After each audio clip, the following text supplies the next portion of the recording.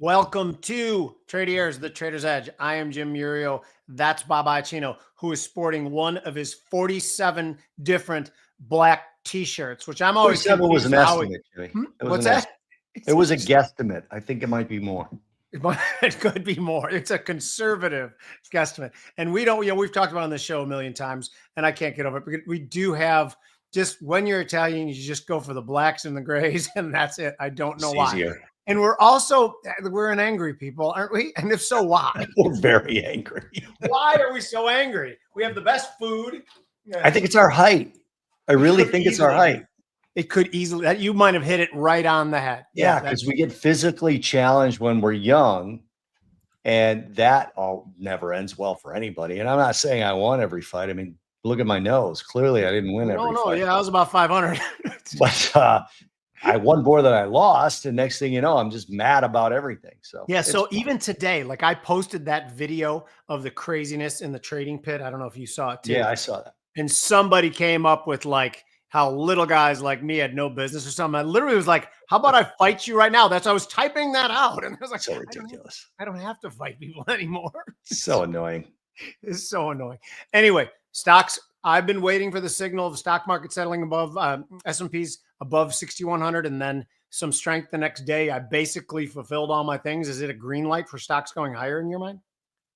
Yeah, I mean, I think so. I really like how the NASDAQ performed. And this is something you and I talked about before. I think it had to be earnings. When you look at like the Netflix earnings, obviously that drive NASDAQ. I thought the interesting counter to that was it didn't drive Apple. It didn't drive Roku. It didn't drive Amazon. It didn't drive Disney. So the other large streaming services did not necessarily get driven higher by the Netflix earnings. And I think that might have something to do with, I think really this rally we're seeing over the last few days is what people are terming as tariff relief. But again, as I look back and I look at the inflation picture during the last Trump administration, tariffs did not cause inflation. They didn't. No. And people want to know who pays for them. And yes, Trump is partially right. The other countries tend to pay for them because they do lower the prices of their goods that they send here. And yes, the people here tend to pay for them as well. So it is so simple always to point at Trump like he's some sort of a buffoon, but rarely is he 100% wrong. But anyway, I'm not any sort of big Trump fan, and I'm not going to get into that right now. What I will do is I'd like to bring out a guest. This is someone we met at a show down in Orlando and came across as just this really bright guy with a huge wealth of knowledge in many different things. You were about to say something, Bob? Yeah, I want to throw in, I talked to Tim for about 15, 20 minutes after you took off for your flight. And I just had a conversation with him. I think Tim Melvin, who you're about to introduce, is a hidden gem in the finance community. I really do. Good. Let's bring him on then.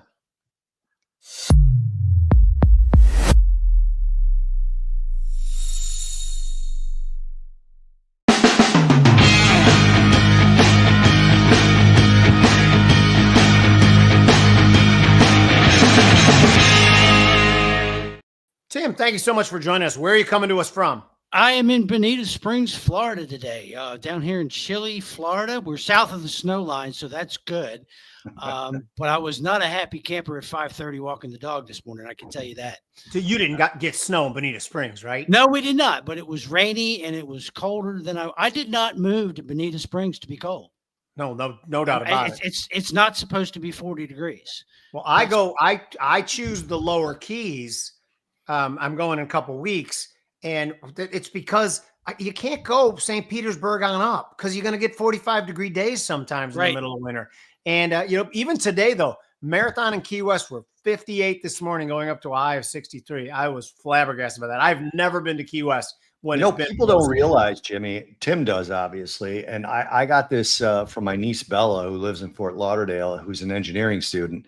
She said that in the same way that people say a dry heat is not as hot as a wet heat, a dry cold is not as cold as a wet cold. So 58 in the Keys, 38 was the low where I'm at this morning in Florida. That feels really cold. I remember shivering I was shivering in like 58-degree weather down here. And then I went up to Chicago to see my mom, and I took a train in to do some stuff at the CME. And it was like 42 degrees, and I just wore my sport coat and I was fine. Yeah, that's funny. Yeah, that's interesting. Yeah. Yeah. So anyway, yes, we were not happy about that. We're looking forward to the 70s coming back, but I'm just actually a little bit north of Bobby. So one last question. So about 2-3 years ago, before the big hurricane, we went to Fort Myers Beach. We were kind of looking at property half-heartedly, but we drove through down to Bonita Beach, Bonita Springs, and it was crowded as hell. Does that bother you? Is the traffic bad there? Yeah, it's in season. In season. We start in November. We double, okay, but come January 1st, we quadruple in population. And yeah, it's really, really aggravating. And I heard you talking about your temper. I have to control mine. Yeah. Because you get people that say stupid things like, well, if we weren't here with all our money, you wouldn't have all this infrastructure. Lady, if you weren't here, I wouldn't need all this infrastructure. Go home. Go home, for God's sakes. And again, I'm not saying they don't have the right to be there, but I have a right to scream at them too. Right. Yeah. No, exactly. And post-COVID, our permanent population did about double up in this area. So I could see that when I was there. It's gotten really crowded. So I really think, again, we're getting off the subject here, but I think Fort Myers Beach is going to be really a big deal in 10 years. Like, I don't necessarily mean that as a negative. I think it's going to be like Naples is the ritzy area. Fort Myers Beach is getting bought up. They're putting in really cool stuff in there, really good restaurants. Then they get hit by another storm, but well, yeah, the other thing on Fort Myers Beach is, and the mayor, and they've addressed it, everybody's really upset, but they just said, look, this is going to look a lot more like Fort Lauderdale than it used to. Yeah. The problem is nobody's writing insurance policies on mom and pops over on the beach anymore. Right. They have no interest in running that business. So you're Marriott, you're Margaritaville, or you're not coming. Mm-hmm. So you're right. It's going to be the it's old Florida ritzy. part that's gone, but it's going to be really ritzy. It's going to be upscale. I won't be going. I just search for non-ritzy. And again, I've had some decent success. I can afford ritzy. I just like being at little rickety old beach bars that look like they're about to fall into the ocean. Allow me to introduce you to the great states of Alabama and Mississippi, because it's not where you're going to enough. have to go to find. It's not warm enough. I've decided the Lower Keys, and again, there's been a huge transition in the Lower Keys, but there's still some old Florida charm, as ever. The area between Marathon and Islamorada, that's my go-to, even if we're just going down for vacation. And one of my big regrets was down there in 2010, and there were foreclosures everywhere. And everybody that saw that, knew that, and didn't buy a house raised their hand. Yeah, right. I was there. Yeah, right. Yeah. Anyway, this show, occasionally we talk about finance and business and things like that. So let's move into that. So you call yourself a value investor, but every conversation I've had with you, it seems like you have a wealth of knowledge in a lot of things. The reason I want to start with real estate is, one, because we just were talking about real estate. Two, for the Tradier rundown that we just did, Bobby and I were just talking about lumber prices and real estate. Three, the president came out, one of the first communiques from the White House was about the unbelievable onerous regulation in the real estate, and which is, in my opinion, what has been driving this home shortage. Nobody builds 3-bedroom, 2-bathroom starter homes on a quarter acre because the first 70 to 80 grand of it is regulation. And you don't start making money unless you build multifamily or you're building McMansions. Do you think the president can change the regulatory structure and provide incentive that we won't be working at a structural deficit going forward? No, I'm sorry. It's that one's beyond Trump's ability to do that. He can reduce some federal regulations, and I'm kind of a libertarian. I don't like any politicians. Same. I think that if you file to run for office, you're automatically disqualified for moral reasons. But he does have the ability to reduce some federal regulations, but he can't do anything about the Bonita Springs building code. He can't do anything about the permitting process here. He can't, and that goes for everywhere all over the country. The hard part about being a builder really is the regulations. And if you talk to a national builder and their legal department, the number of regulations and codes and agencies that they have to deal with is a nightmare. So we do have a serious problem in over half of all homes are owned by people like me over 55, right? We're not moving, right? At this point, if we didn't buy another house during COVID, we're not. We've chosen to stay where we are. 60% of all mortgages are under 4%, right? Mine's like 2.56. You know, I'm not in any hurry to trade that in for a 7. So there's no existing home inventory. So And builders, we in 2020, I hadn't had a mortgage on my home in years. And all of a sudden my wife is like, what's this mortgage guy showing up for? Oh no, we're borrowing a bunch of money at 2.5%. And we're going to do something else with it. You don't pass up an opportunity like this, and my wife then pays all the bills. I speak a little softer. I think she's still, no, she went out. But anyway, and then all of a sudden I look, and this is about 2 years later, and I see her, she pays the bills and she pays the mortgage payments. And I saw her paying an extra payment, because that's what we always did when we had mortgages when we were younger, would pay an extra payment to try to pay down the principal. And I was like jumping across the table, no, don't pay down any $1,000 you give to them is $1,000 that were not borrowed at 2.5% that I can invest at 5% or trade and hopefully more. But anyway, that's my point. Bobby? Yeah, Tim, we talked the other day, you and I, about nuclear energy, and I really want to touch on this because it's something you've done a lot of work on. What is stopping the U.S. from taking that dive into nuclear energy, and where are we in the sort of fight against China in terms of the race for, I don't want to say energy dominance, but complete energy independence? Well, all right. I'm going to start with China. Okay. Yeah. If the Chinese government wants to build a nuclear energy plant now, and I'm qualify this. Look, Sam Altman said a year ago at Davos, we don't get where we need to be without nuclear energy. He's looking at fusion and investing in that. But even if we go with classic fission, we need it. We need it now because we don't have enough energy for the rehoming of industry, for the electrification of everything, for smart homes, for smart cars, for electric cars. We don't have enough for that stuff. Now we're going to put AI demand on top of that. So we need nuclear energy. Now, China, I want to build a nuclear power plant. I want to build it right over there in that neighborhood. I just turn the shovels and go. There's no local agencies. There's no local utilities. There's absolutely no protests. Yeah. Okay. So I don't have to deal with anything. I go and I just say, I'm building it there. I don't care if you like it. It's going right there. That plant will take 5 years. Okay. The international average is 10. In the US, we started having discussions about the Volga plant in Georgia that came online, 1 in 23, 1 in 24. Started having discussions in 2009, 2010. Started the process in 2012. Cost overrun was 5. Okay, 5x the original cost projections. Most of that was regulatory hassles and union issues and employment issues and all that. But anyway, 5 times. And so 15 years, start to finish, to flip a switch, to build a plant. Now, we need a lot more nuclear power plants in the United States. Estimates that I've seen range from 150 to 200. We have none on the books. None. We have some discussions going on. We have some people that have extended the life of their original plants. Microsoft's talking about turning 3 Mile Island back on. That's not necessarily a walk in the park to turn one of these old plants back on. So we're so far behind the nuclear energy 8-ball compared even to Europe, because Europe shut theirs down for maintenance, but only Germany was dumb enough to turn them off. I mean, France still gets most of their power from nuclear energy. We need a massive effort to keep up, because I'm telling you guys this, I don't get too political unless I'm drinking, and I don't drink anymore. So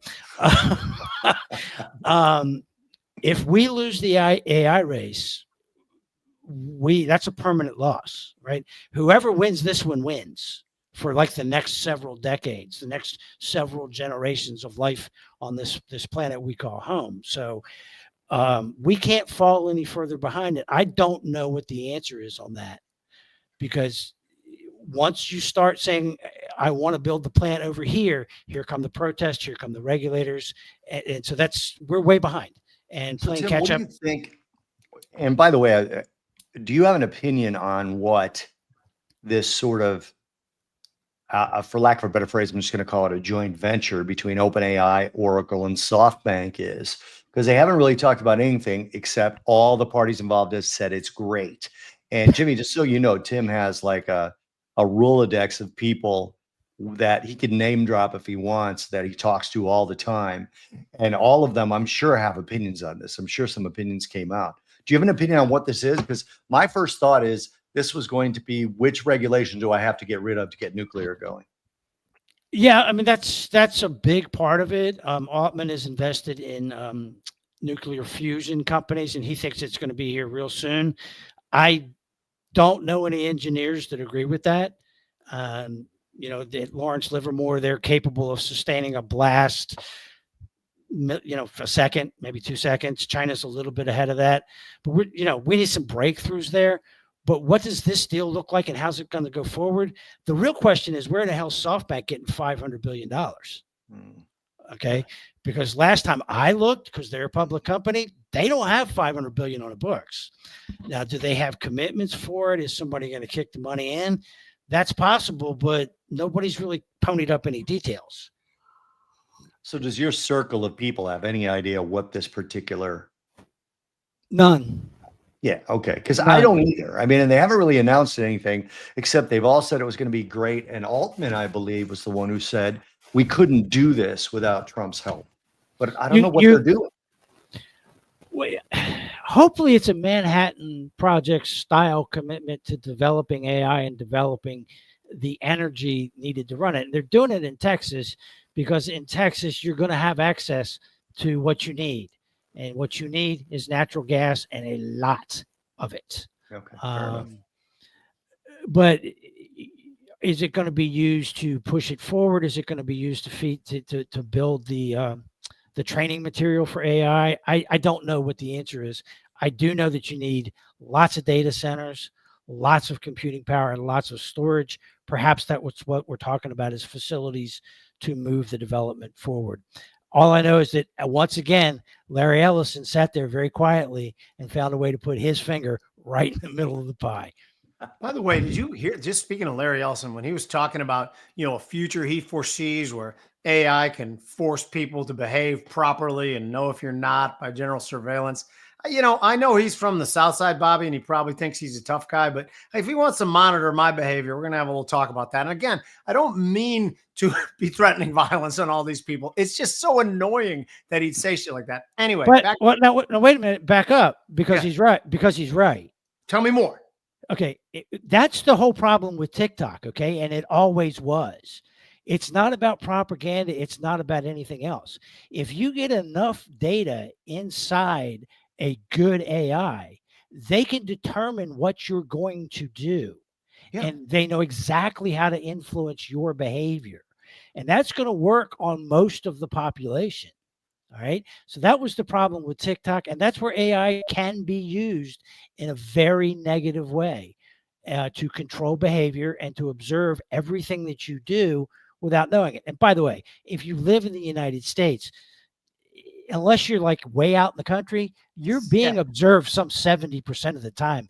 If you're in a major city, bump it up to like 95 if you're outside of your dwelling. And what people don't realize is that since men have been on this planet, the only thing that stood in the way of the government completely controlling was the ability to surveil and know what you were doing at all times. That ability has now been achieved. This is a terrifying world that we're looking forward to of government control. And I think people are kind of sleepwalking through this thing with central bank digital currency. But that's part of it. I think that's all fits in the same. And Larry Ellison mentioned that too. To control the accounts is to control people. I want to go back to uranium before we leave it alone to talk about any sort of investable thesis. I own, what's UEC, Bobby? Is that Uranium Energy Corp? Is that what I own? Yeah. Tracy told me to buy and I bought it. And it's been doing fine. But if you say we can't build any nuclear power plants, well, is that trading thesis blown out the window, or is China No, uranium, I'm still quietly bullish on uranium, and I like the Sprott Physical Uranium Trust because it's yellow cake uranium. Yeah. We're still going to see more demand from China. Remember, there's a limited supply of this stuff, and it's in unnice places for the most part. So Russia's going to continue building. China's building. India's building. Vietnam is building. We're extending the life on ours. So uranium demand is going to be there. And one of the real parts of the thesis on uranium that people don't talk about is about 5 years ago, a new buyer showed up in uranium. Hedge funds. ETFs, financial buyers, and they're taking that stuff and they're putting it in the side of a mountain and they're locking the key and they're not selling it. They bought it on a long-term bullish thesis, but that's actual physical uranium coming off the market. All those tons that are in the Sprott Physical Trust, they're locked away in storage. They're not available for resale to utilities or governments. What's the symbol on the Sprott? The symbol here in the States is SRUUF. SRUUF. Okay, right. I'll look at that. It's just physical uranium. Unfortunately, I hate the fact it doesn't pay a dividend, but I also don't have to deal with uranium miners and the regulations and all the fun stuff going on there. We occasionally on the momentum side of things, Cameco CCJ has done. They'll break out to a new high and make a run. So I want to switch to something. We mentioned early on that you are a value investor and you are at least by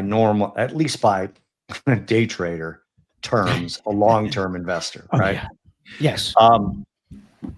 Again, you have a Rolodex of names. If you ever feel like name dropping, feel free. But I believe that short-term traders like myself and Jimmy, and a lot of the people probably tuned in right now, can benefit from things that long-term investors do. For example, do you have a process you're willing to share to find the stocks you like? Is it all financials? Is it charts? What is it? It's all financials, 100%. But how do you start? I mean, I'm looking at FinViz and I'm looking at 6,000 stocks. Okay, well, FinViz, it's good for what it is, and I have a FinViz account and I use it for checking prices during the day. The screener doesn't get me where I need to go.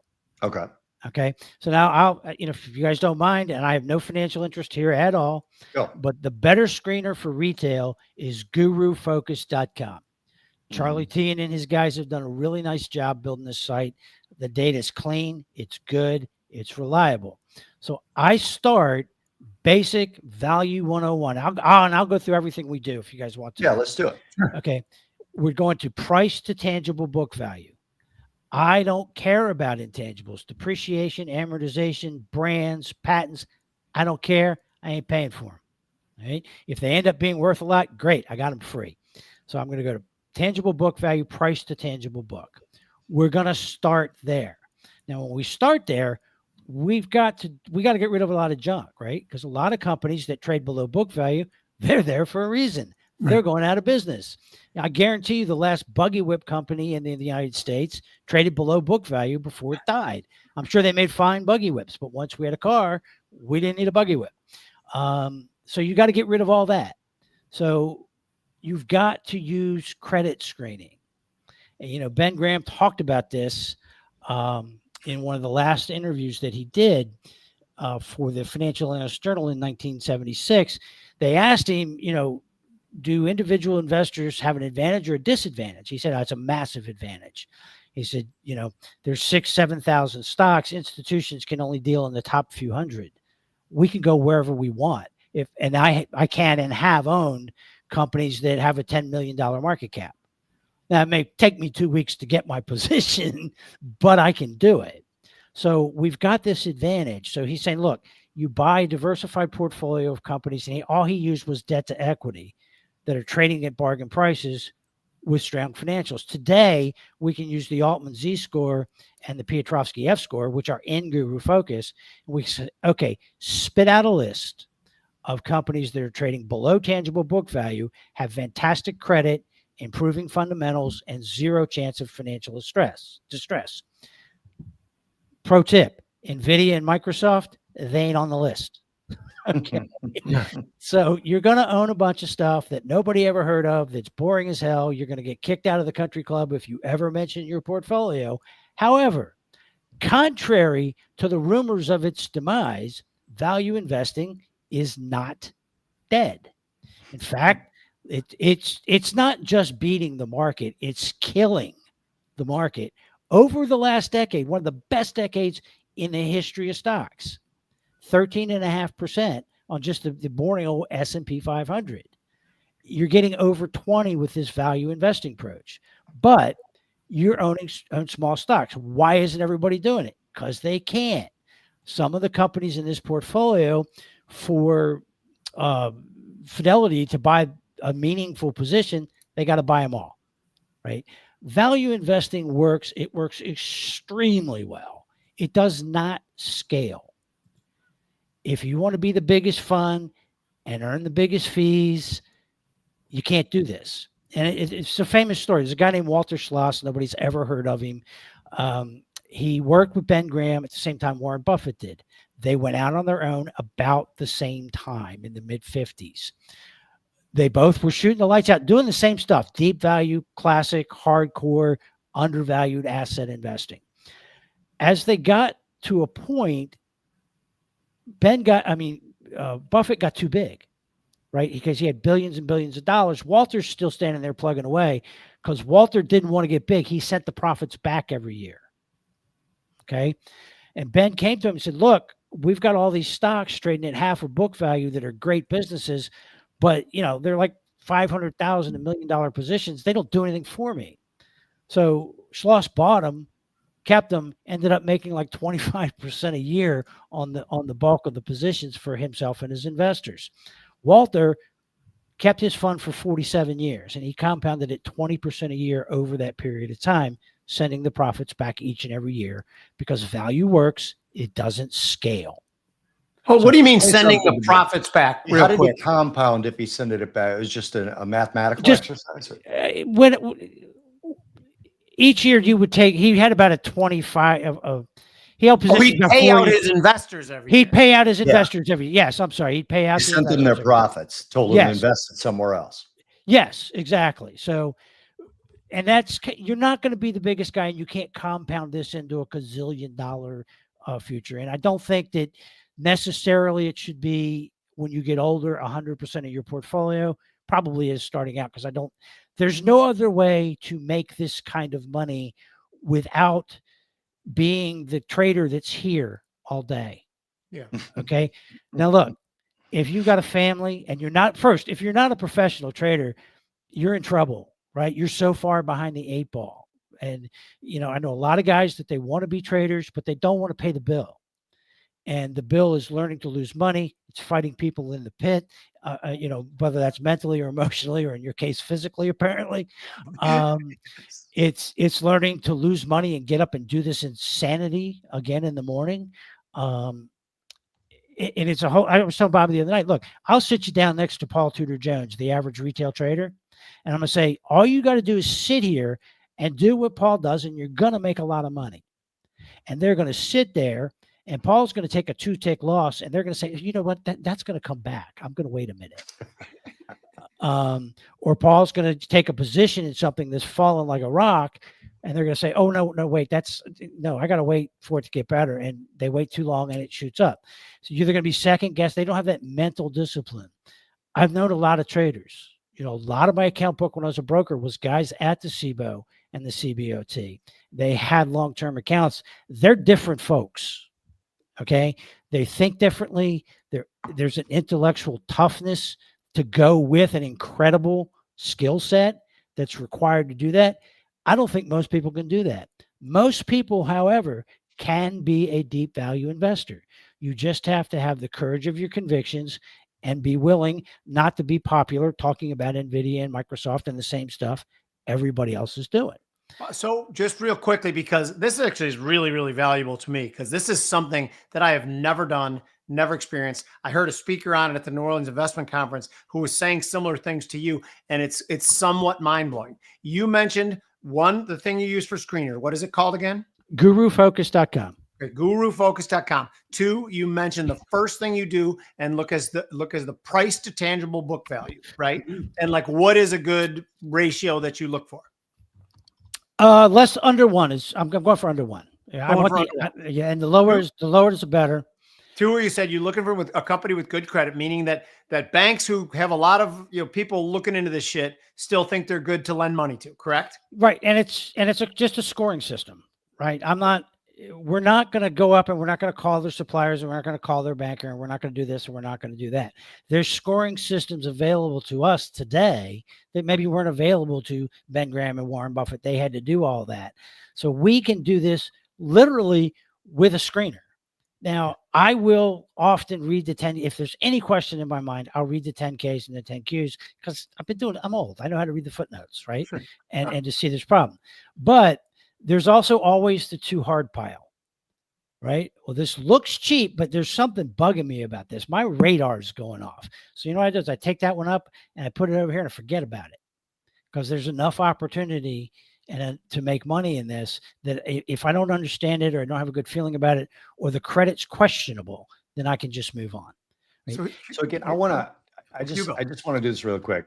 Tim, Jim, myself, we have no vested interest in gurufocus.com. None. But never even heard of it right now. If you guys will allow me, Jimmy, line up a question. I'm going to go ahead and put it up on the screen because again, I think it's much more genuine to talk about it when nobody has any sort of skin in the game with it. Okay, good. You put up because I do have another question too. So Tim, so Bobby and I always our trading style and our investment style is we always talk about how it's 65 to 70% technical, 30 to 35% fundamental analysis. My question to you is this. To me, it sounds like almost a match made in heaven for you to have someone on your team. I know you don't have a team, but your hypothetical team who was somewhat of a chartist too. And of the 30 names you find that fit your criteria, then to evaluate a chart and see where momentum is. And have you ever considered that, or does that go against your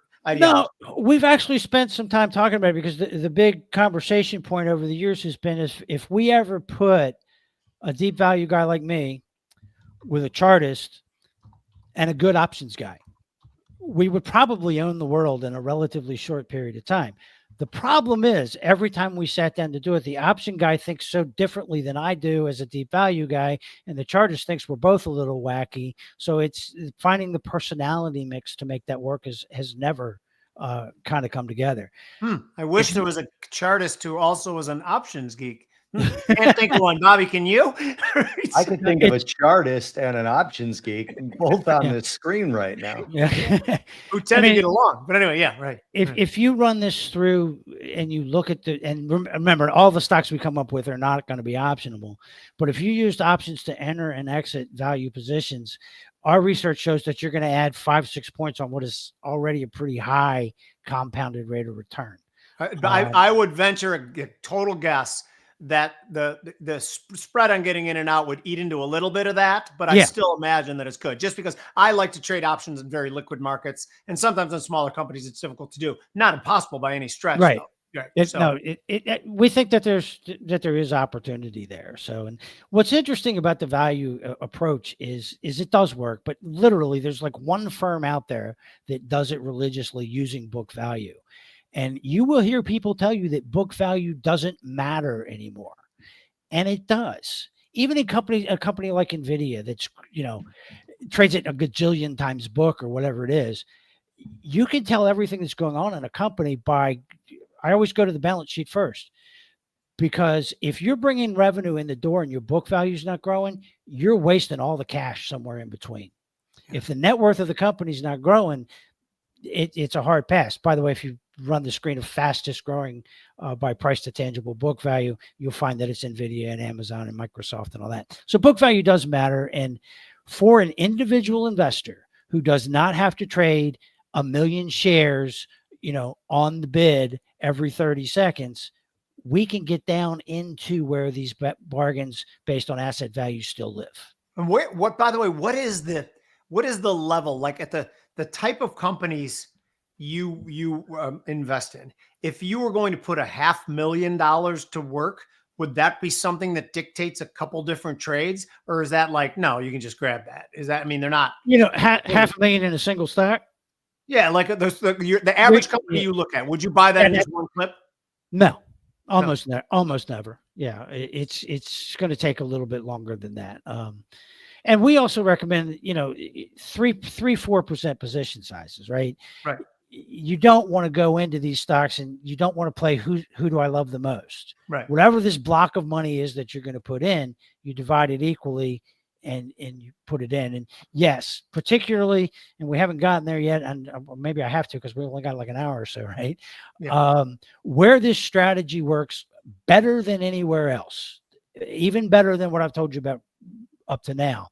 But wait, there's more. I feel like I'm late night TV, this is getting ready to be the best thing you can do with your money, thanks to the change in administration. The Biden administration was the most bank unfriendly administration of my career. They hated banks, and the only thing they hated more than banks was bank M&A. We've had a consolidation trend in bank in this country since Ronald Reagan signed a piece of legislation in the 80s to allow some cross-border transactions in banks to deal with distressed banks. And of course, in 94, Clinton signed it. You can have unlimited cross-state line banking. We've gone from 18,000 to 5,000. We've still got probably 3,000 too many. Now, the only way to grow as a bank in a 2% economy is to acquire another bank. There's pent-up demand like you can't believe for bank M&A, because we've just come off an administration that, I mean, they actually killed a couple deals just to prove that they could. Was the only reason any of us could figure out why did they do this. So banks below tangible book value that have plenty of capital and good loan portfolios and management that has proven themselves to not be stupid, because all banking crises are caused by bankers doing stupid things. Okay. Yeah. Small banks compound at this unbelievable rate of return, and your takeover rate is astronomical. In the first Clinton administration, the first Trump administration, we had a couple years with like 15 and 16 takeovers in the portfolio.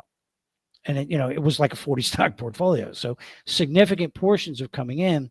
We're buying at 70, 75% of tangible book, maybe 80. Deals getting done on the low end right now at 1.1, 1.2. By the time this is over, they'll be getting done at 1.6, 1.7. And the book value of the banks, because we're getting ready to go into what should be at least a calm interest rate period, may not be going down as rapidly as we wanted, much less on the regulatory side, much more favorable M&A environment, a real estate market that's closer to bottoming than it is to being at a top. So collateral values are going to be good. And an environment where, to be honest, the consumer here in the United States is in really good shape, particularly the consumer that banks deal with, because after the great financial crisis, banks don't deal with broke people anymore. You've got money and you've got credit, or you're not here. And that's spun off of a couple of really interesting industries. Quick question though. Like when because by the way, I love this. This is actually mind blowing to me, because this is many times we have guests on who are studying and looking at the same things I am. This is not anything I look at. This is mind blowing to me. And look, are you comfortable with throwing out a couple names out there that you've screened in the mid-range banks that are possible takeover targets? Sure. Oh, that'd be awesome. I'm gonna write them down. That's how much I give a shit about this. Hey, full disclaimer on this one: past performance, etc. Go ahead. Yeah. And by the way, we're having a conversation. We're not recommending you guys do anything at all. I may do it, but let me hear it. Yeah. Okay. This one, I'm gonna tell you, I actually just bought this one in my own account. This is a boring ass bank. Okay.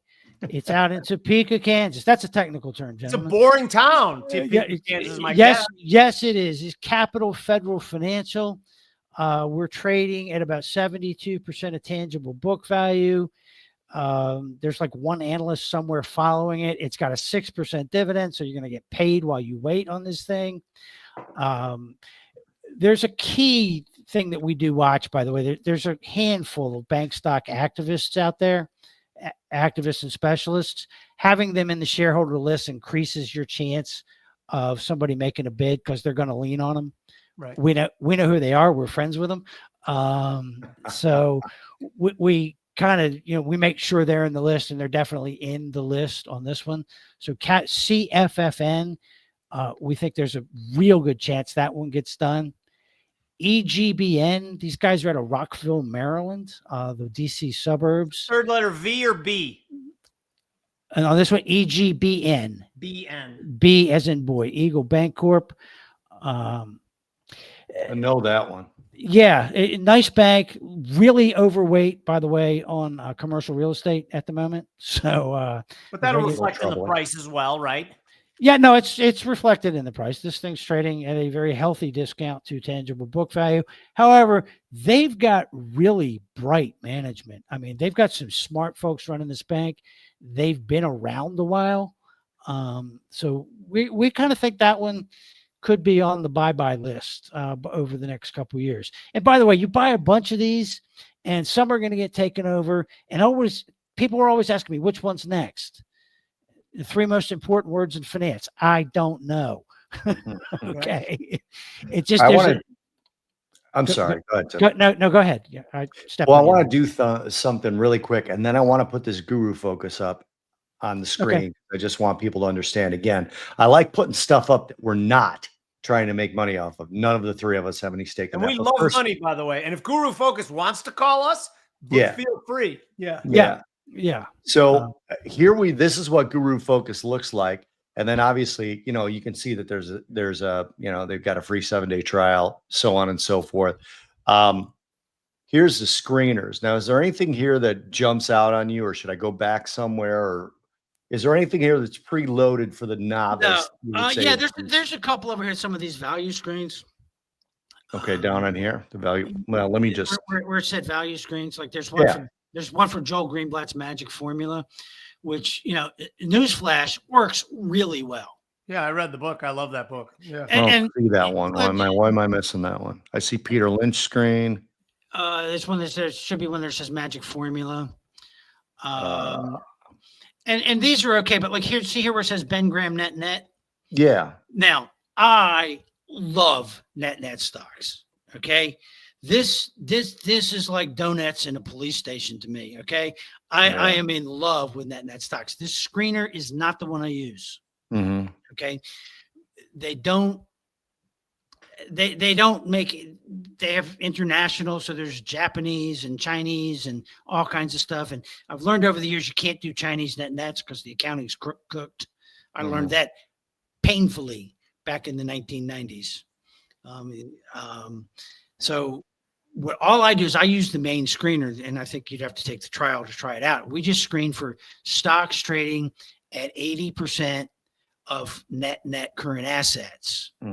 And over 50 cents. That gets rid of some of the absolute junk. Now, doing this, by the way, this is the most profitable thing you can do with your money.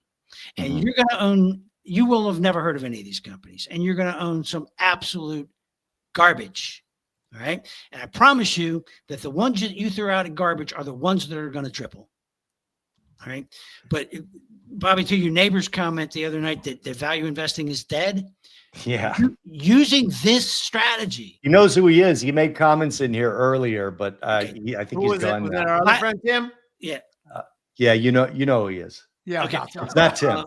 No, I've never met the gentleman, but you told me about the comment. This strategy last year outperformed the market by a little tiny bit. It was only up 95%. Okay. Now, this is profitable most years. And when we set the screener and the back tester on this, we only rebalance every 6 months. You want to own them enough time to work. Basically, once they're up over net current asset value, and understand something, net current asset value, that is cash, that is accounts receivable, it's inventories, it's stuff that can be turned into cash in 6 months or less, right?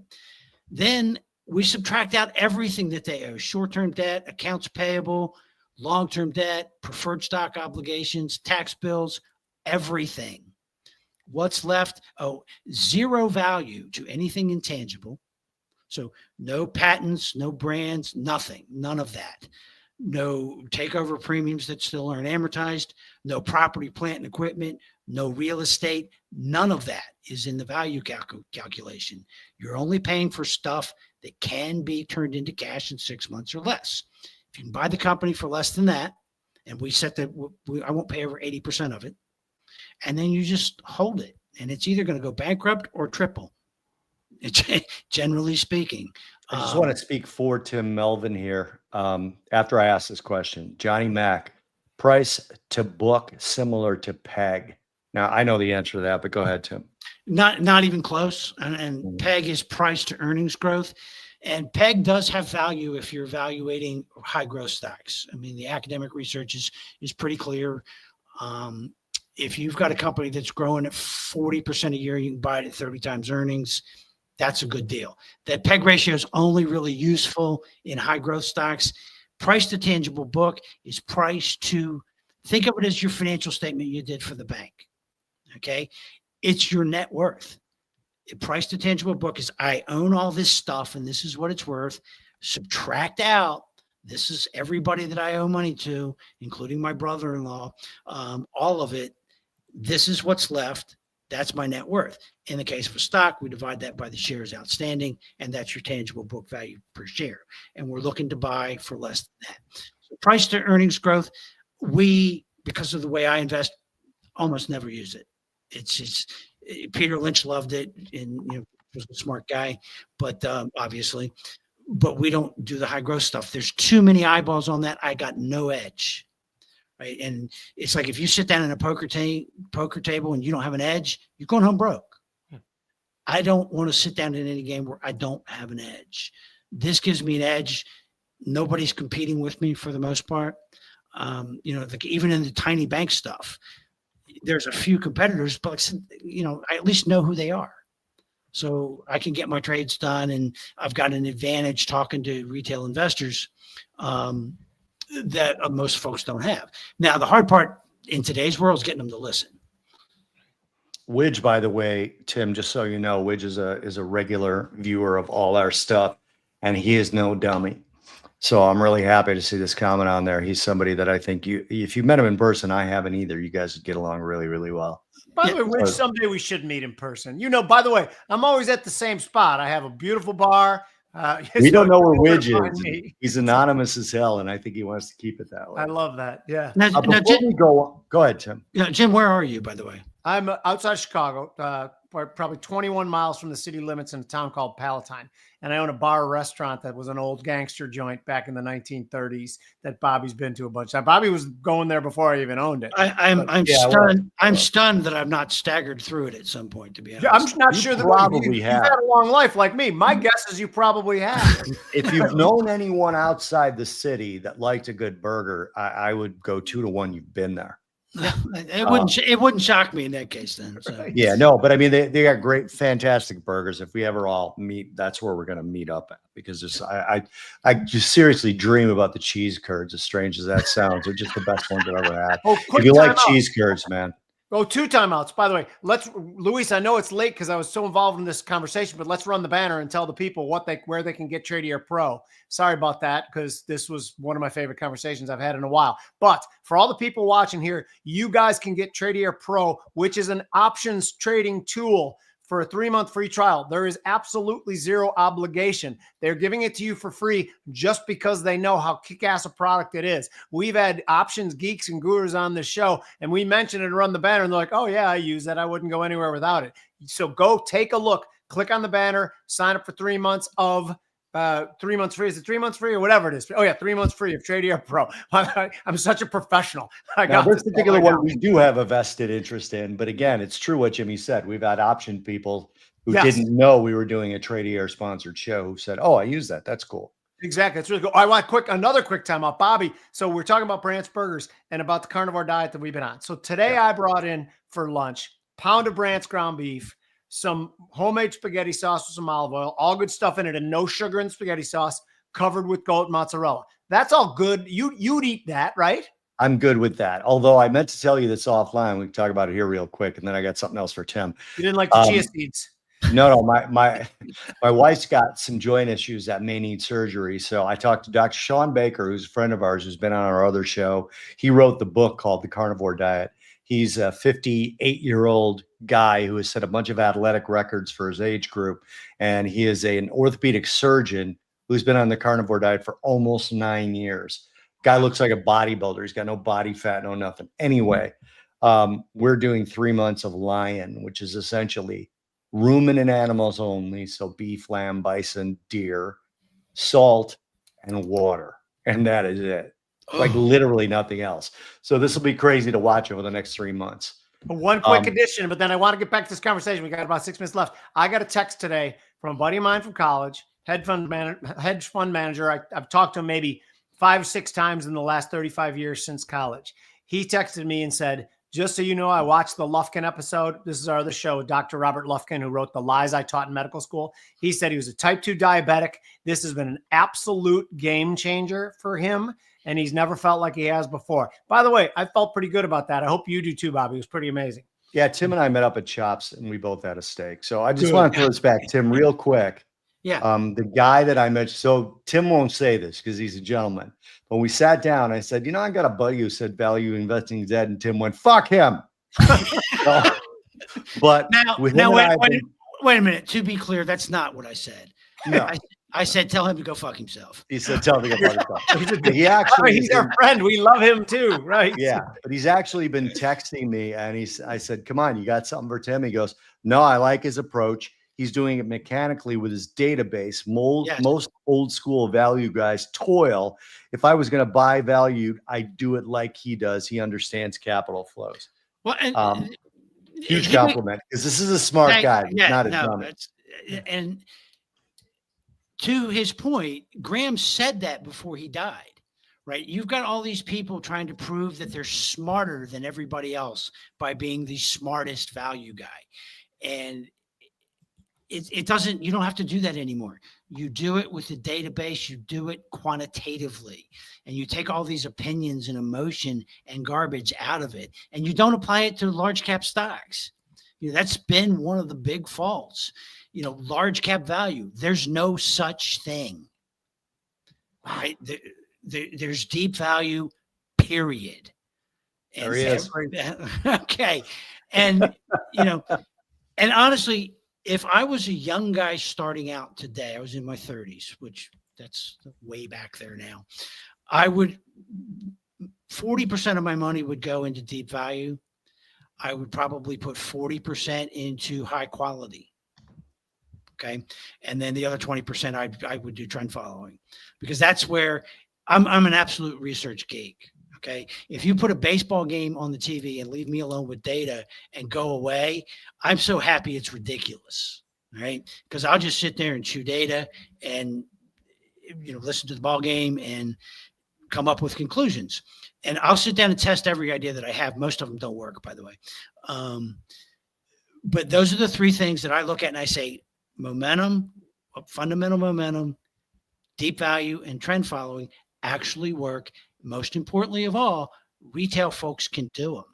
You can do all 3 of those and have a family and go to your kid's ball game and the ballet recital that you've got to be at, and go in for the extra work that your boss needs you to do, or maybe you're in a practice or a business, so you're working 12-hour days.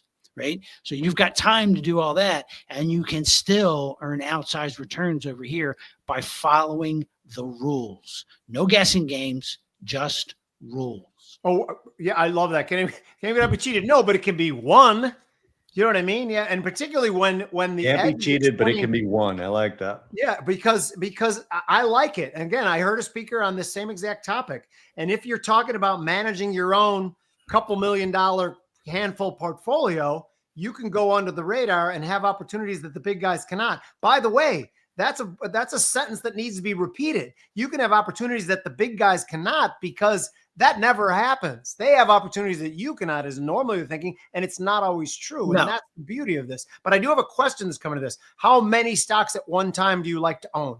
As many as I can find. How many is it, generally speaking?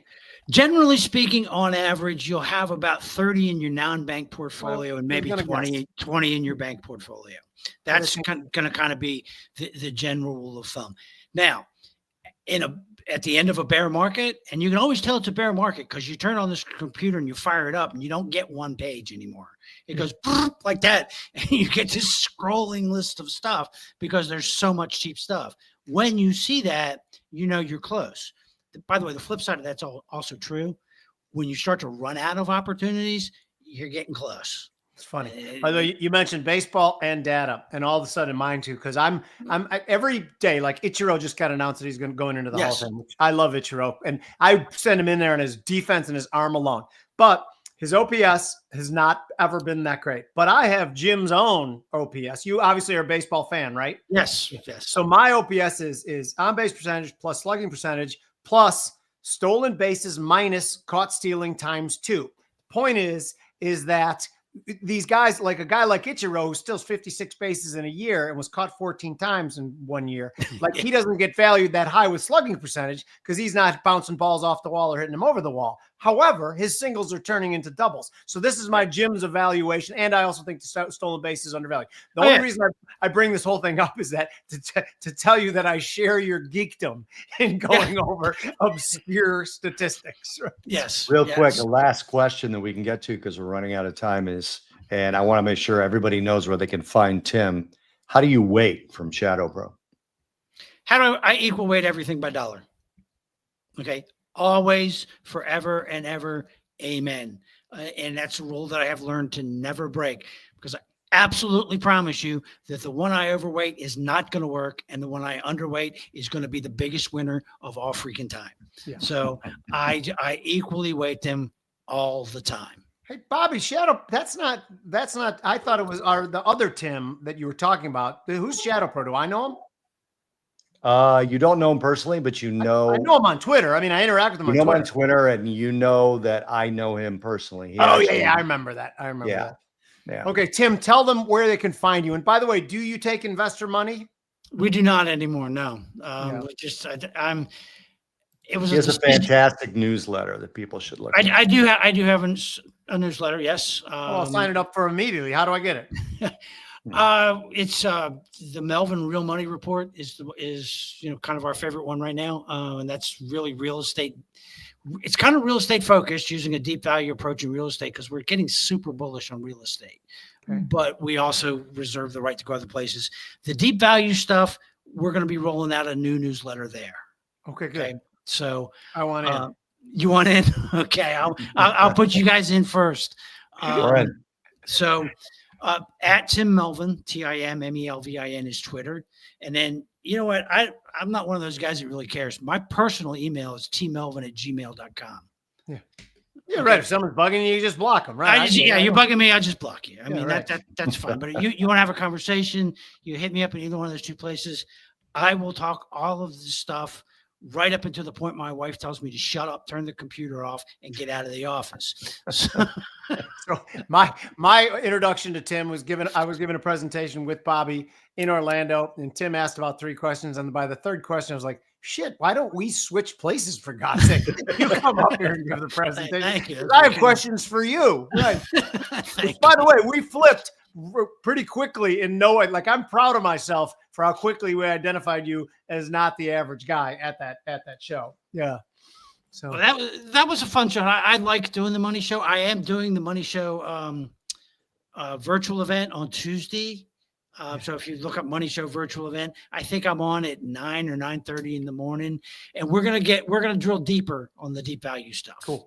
Okay, we got to go. We got producers who are going to be shooting us. DeAndre, I'm sorry we didn't get to your question.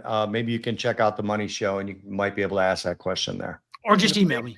Yeah, and appreciate all the support. This show I love. I love the live event, and I love the fact that you guys are so interactive, and thank you guys so much. None of this works without the support you guys give us. The DMs, the retweets, the support. We are humbled by it. Remember Bobby and I's mission. We were in legacy media for 20, 25 years. Legacy media sucks. You're always at the whim of some overzealous producer or a sponsor who doesn't want you to say shit. Bobby and I might be full of shit, but the opinions we give are our honest to God opinions. And we are humbled by your support. Thank you. This has been Tim Melvin. Loved this show.